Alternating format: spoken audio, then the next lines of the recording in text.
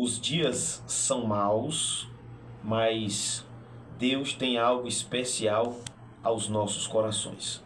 Sem perder tempo, nós seguiremos para o quadro da reflexão do dia, e depois da reflexão do dia, nós já vamos para a oração da fé, abençoando a sua vida, abençoando a sua família. A partir desse momento, estamos também aqui via YouTube, produzindo conteúdos para abençoar vidas. Todo o conteúdo produzido, o único intuito é semear o Evangelho das Boas Notícias. Livro do profeta Isaías, capítulo 61, verso 1. Porque o Senhor me ungiu.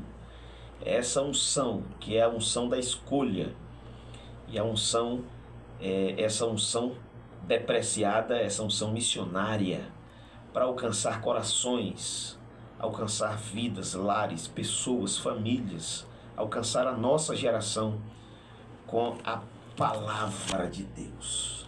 Só a palavra de Deus para nos abastecer no meio desse mundo perdido. Mundo perdido.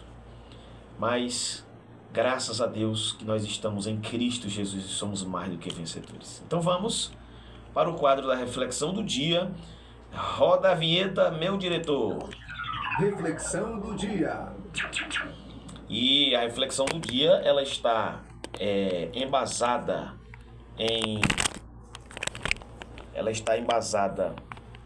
no livro dos Atos dos Apóstolos, e também chamado de Atos do Espírito Santo, e capítulo de número 3, desde o dia de ontem, que eu comecei explicando.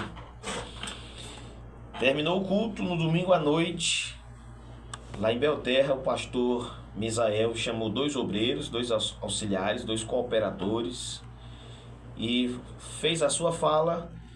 E, pastor, quero lhe dar essa honra, esse ato singelo, esse ato solene, melhor dizendo, da separação destes 2 auxiliares ao diaconato. E me deu a oportunidade, e eu de imediato abri a Bíblia em Atos capítulo 6, aonde a igreja primitiva chegou a uma conclusão que tinham que instituir a junta diaconal da igreja. E a base é Atos capítulo 6. Quando eu estava lendo aquele texto, Deus falou muito ao meu coração, e eu estou passando a semana meditando. Já foi o vídeo de ontem, a semana toda até sábado, a reflexão hoje no culto de ensino. Vou falar sobre isso, já li bastante coisa acerca do assunto, me abastecendo de lições e tentando extrair e pedindo a bênção do céu, a graça de Deus, a revelação, para o Senhor se descortinar. E interessante, Atos capítulo 6 e versículo 6. Eu quero começar lendo o versículo 1 hoje, que diz assim: ora, naqueles dias crescendo o número dos discípulos. Então havia um crescimento. A igreja primitiva estava em franco crescimento. Isso é um exemplo para nós, é um despertamento, porque nós precisamos crescer como pessoas. É na área dos estudos, é na área da leitura, é na área da oração, do jejum, propósitos com Deus. Deus abençoa quem tem propósito, e o propósito é crescer. Se o menino não estiver crescendo, tem que levar no médico para fazer um exame e checar o que está acontecendo. E a Bíblia diz que o menino Jesus ia crescendo, tanto em estatura como em sabedoria. O apóstolo Pedro fala isso na sua carta, 2 Pedro 3,18, se não me falha a memória. Mas antes crescei na graça e no conhecimento. Eu gosto de exemplificar como os 2 remos de uma canoa. Se remar só para um lado, vai andar em círculo. Então tem que remar para um lado e remar do outro. Remar de um lado, graça e conhecimento. Só graça, não. Só conhecimento também não. Tem que ser dosado. E a igreja cresceu. Quando algo cresce, é preciso expandir. É preciso mudar o parâmetro. É preciso mudar o administrativo. É preciso mudar conceitos, visões. Deus te deu uma cosmovisão, Deus te deu uma égide, Deus te deu um pensamento, e às vezes, com o crescimento, Deus está te dando indicativos para você mudar a estratégia, para você reorganizar o administrativo reorganizar muitas coisas. E é esse processo de reciclagem, de capacitação, que Jetro fala para Moisés: procura homens capazes. Naquela lista de conselhos, sábios conselhos lá de Êxodo 18, onde o sogro, Moisés, tu vai desfalecer, procura homens capazes. Essa capacitação, ela se dá do ponto de vista espiritual, que é a questão da graça, crescer espiritualmente, mas se dá também na questão do conhecimento. É sempre bom, irmão, um curso. Hoje a internet está aí para nos abençoar. Você aprende a falar o segundo idioma só se você não quiser. Você pesquisa e mergulha fundo sobre grego, hebraico e tanta coisa, subsídios bíblicos para te mentorear, para te capacitar, para te preparar para você ser um melhor professor da EBD, um melhor mestre na área do ensino. Quem é do evangelismo, quem é do discipulado, quem é da área musical, quem é, enfim, é uma gama, é um poço fundo. E eu me recordo ainda em Mara Rosa, nós éramos 2 adolescentes, 95, 96, e abriu um curso de informática. E os meus pais sempre já naquela visão de investir nos filhos, e aí fomos matriculados ainda na época do MS-DOS. Eita, naquele tempo que o sistema operacional nem era ainda o Windows. O menino é novo, esse menino, né? Quantos anos tu tem? 40. E aí, me lembro que já em Brasília, nós fizemos um curso de operador de telemarketing ativo e receptivo. Como isso me capacitou para o futuro. Deus já conhecia anos na frente. A capacitação é bom, a capacitação te prepara, a capacitação deixa você adornado para quaisquer situações. E o operador de telemarketing é aquele agente, quando ele é o receptivo, você liga lá para uma grande estrutura, você liga para um banco, e aí, se for a Caixa Econômica, fazer aqui o merchan de uma estatal, de um banco que é do governo, e aí, se você ligar para lá, para o call center do banco, e o atendimento receptivo Caixa Econômica Alexandre, bom dia, porque o agente está te recebendo, está te recepcionando. Se for o operador de telemarketing ativo, é tudo diferente. Seu Joaquim, posso falar com o seu Joaquim? Bom dia, aqui é o Alexandre da Caixa Econômica, aí é tudo diferente. De trás para frente, de frente para trás. E aí, como a gente aprendeu as técnicas de português, as dicas da área da comunicação, e isso no evangelho conta ponto, mas demais. E hoje, irmão, a melhor maneira de evangelizar onde na internet, na rede mundial. Você precisa usar essa tua influência para semear as boas notícias. Você é mensageiro de boas novas. Custa nada, de vez em quando você vai lá no status e tá com Jesus te ama. Esse Jesus te ama aí vai ser um tiro no coração de alguém. Uma palavra muda o rumo do pensamento. O camarada tá lá depressivo, oprimido, com pensamentos suicidas. E aí ele lê lá se pois o Filho vos libertar, verdadeiramente sereis livres. Aquele versículo, ele entra para dar um choque, para dar um confronto na alma do camarada. Ou da camarada. E aí o Deus que nós servimos, ele é o Deus que muda destinos, ele muda itinerários, ele transforma da água para o vinho, ele liberta, e a palavra é disruptiva, a palavra ela é curativa, a palavra sara, a palavra liberta, limpa. Vós já estáis limpos pela palavra. Então havia um crescimento na igreja, e daí foi identificada a necessidade de instituir a junta diaconal, o conselho diaconal. E aí o versículo 3... No versículo 2, os 12, convocando a multidão dos discípulos, disseram: não é razoável que nós deixemos a palavra de Deus e sirvamos as mesas. Eles chegaram a uma conclusão e chegaram a um consenso da parte administrativa, porque a igreja orava, mas a igreja também tinha um administrativo. E Deus está falando com você, e assim como fala comigo, que você precisa ir para a oração, mas você precisa também ir para a ação. Talvez você é dirigente de uma congregação, professor de uma classe da escola bíblica, você é um músico.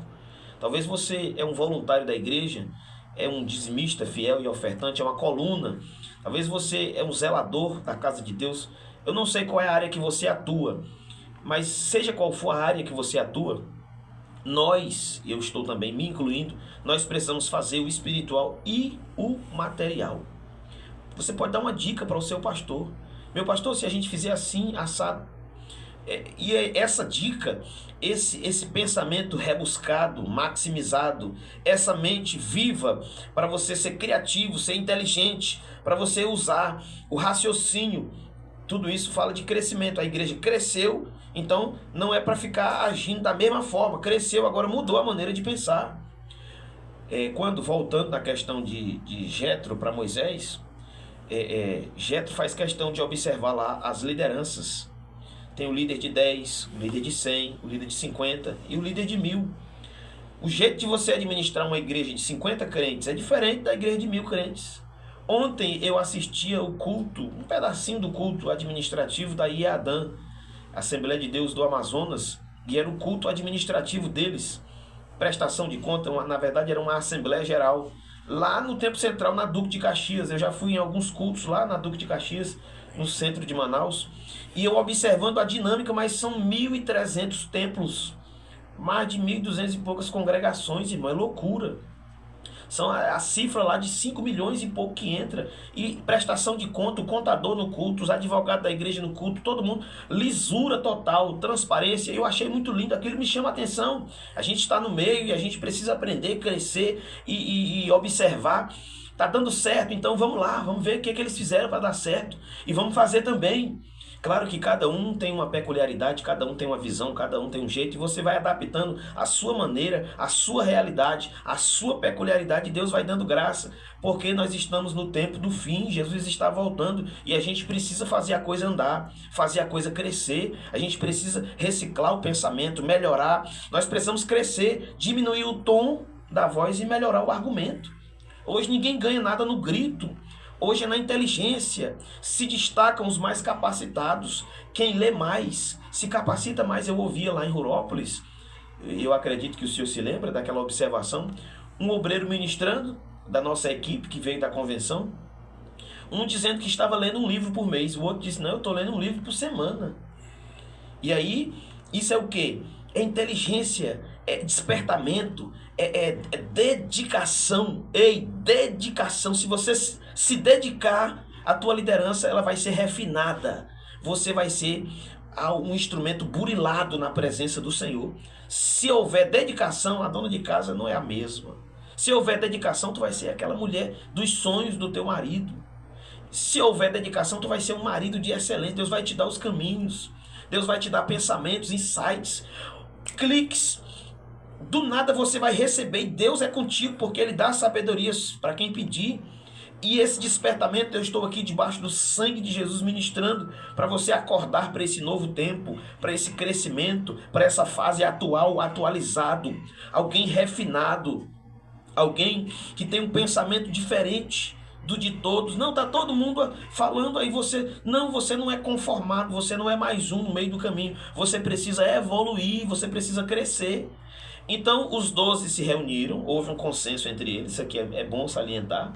Eles foram coesos e havia ali um pensamento de unidade, de entrelaçamento, coisa boa quando há esse pensamento, quando o casal pensa junto, quando o corpo de obreiros da igreja pensa com a cabeça do sacerdote, com o projeto, um compra o projeto do outro, e há aquilo que eu falei ontem, há a submissão. Não é que você vai estar sendo humilhado, não. Submissão é estar na mesma missão. A mulher é submissa ao marido, é que ela está na mesma missão do marido. O obreiro que é submisso ao seu líder é porque ele está na mesma missão do líder. Submisso, ele está embaixo da missão, embaixo da mesma missão. Não são duas missões, não são dois projetos.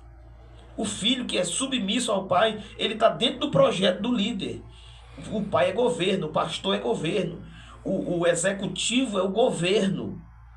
Deus é o governo, o marido é o governo. Dá para entender isso? Alô? Câmbio. Faz o download aí do pensamento novo, pensamento atualizado, pensamento do Espírito Santo para você crescer, irmã. Porque tu tá querendo mandar achando que é na força do braço, achando que é no argumento, é no grito. Não, vai para a inteligência, minha irmã. Vai para o joelho, vai para o jejum.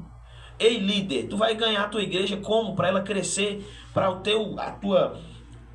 teu raio de liderança frutificar, tu tem que se capacitar, capacitação.